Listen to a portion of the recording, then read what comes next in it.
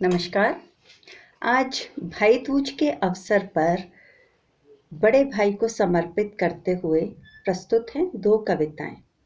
मैं 3 कविताएं प्रस्तुत करने वाली हूं। पहली 2 कविताएं जो हैं वो निजी अनुभवजन्य हैं, बड़े भाई को समर्पित हैं।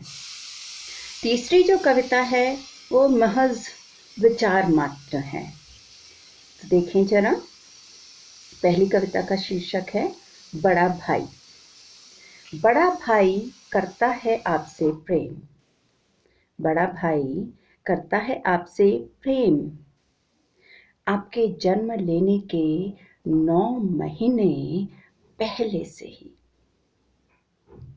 जिस दिन बताया जाता है उसको कि आने वाला है उसका कोई छोटा भाई या बहन, जल्द ही हो जाती है उसकी उत्सुकता शुरू। वह अनजाने में ही जान जाता है लाया जाने वाला है आपको इस धरती पर सिर्फ और सिर्फ उसके साथ के लिए। आपके पैदा होते ही ले लेता है वह स्वतः ही आपकी जिम्मेवारी, आजीवन साथ निभाना बिन कोई वादा। आप भी बंध जाते हैं अद्भुत इस प्रेम की डोर से बिन जाने। वो रोनी सूरत भर बनाए अगर किसी बात पर उसकी भंगिमा देख, बिना मुद्दे की जानकारी आप पहले रो दिया करते हैं बुक्का फाड़ करके। वो हंसाए तो रोते से हंस पड़ते हैं, वो चिढ़ाए तो चिढ़ जाते हैं, वो बनाए बुद्धू तो बिन दिमाग लगाए बन जाते हैं बुद्धू सहर्ष। उसकी शरारतों में आप होते हैं हर बार शामिल। माँ की मार कभी आप तक नहीं पहुंच पाती। माँ की मार कभी आप तक नहीं पहुंच पाती। वो अपने पर जो ले लेता है सारी की सारी। बड़ा भाई माँ पिता के न रहने पर बिना किसी वचन अपने मन से साधिकार बन जाता है आपकी माँ और पिता। माता धरती पिता आकाश तो बड़ा भाई है समंदर प्रेम का, अथाह अनंत समंदर। अगली कविता का शीर्षक है सवारी। सबसे पहले भाई ने ही मुझको सवारी करवाई थी। सबसे पहले भाई ने ही मुझको सवारी करवाई थी अपनी पीठ पर। ऐसा माँ ने बताया था कि मैं किसी नवजात बंदरिया सी चिपक गई थी तुरंत ही दक्षता से भाई की पीठ पर। निश्चित ही वह थी मेरी पहली सवारी।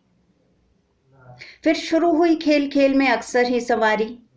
उम्र के अलग अलग पड़ावों में भाई की पीठ से शुरू हो भाई की साइकिल के डंडे पर या कैरियर पर, भाई के स्कूटर पर, भाई की पहली गाड़ी में।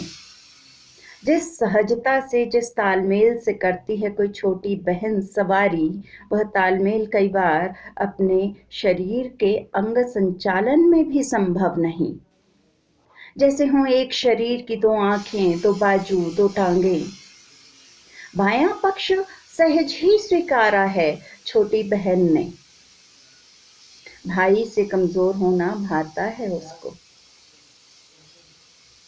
हास परिहास का तालमेल, तालमेल आनंद और भावों की पकड़ का अद्भुत मिश्रण है समन्वय का यह रिश्ता।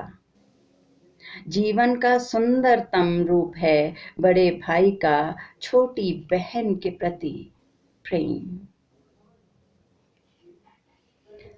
ये पहली 2 कविताएं मेरे बड़े भाई हृदयेश कुमार शर्मा को समर्पित हैं। अब अगली जो कविता है पागल प्रेम, ये विचार हैं, भाव हैं, जरा देखें, आनंद लें। पागल प्रेम। जब जब आया भाई दूज, माँ ने हर बार तन मन धन से सुनाई एक कहानी।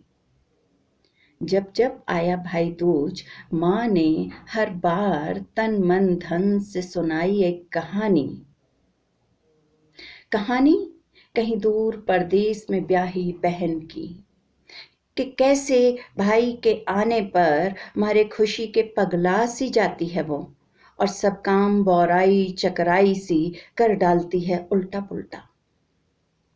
मगर होश खो देने के बावजूद पगलिया वो बहन हर मोड़ पर करती है भाई की रक्षा। अभिभूत हो सुनाती थी माँ, लापरवाह अविश्वास से सुनते रहे हम। सवाल थे कि दिल दिमाग में चकराए से घूमते, मगर कभी जुबान पर ना आए। ऐसी कहानियों पर सवाल उठाने का रिवाज जो नहीं है।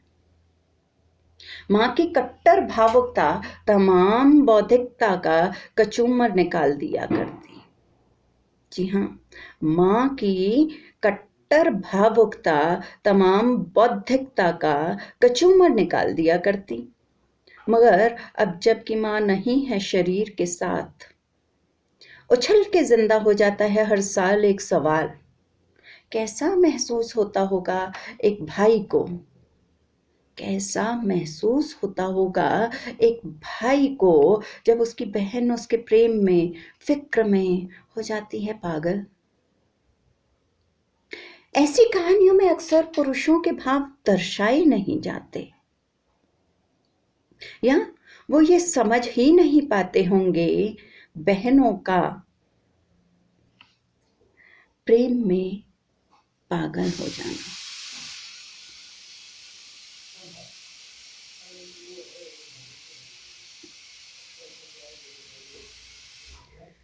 रक्षाबंधन में एक बहन भावुक सी बांधती है भाई की कलाई पर पवित्र कोई धागा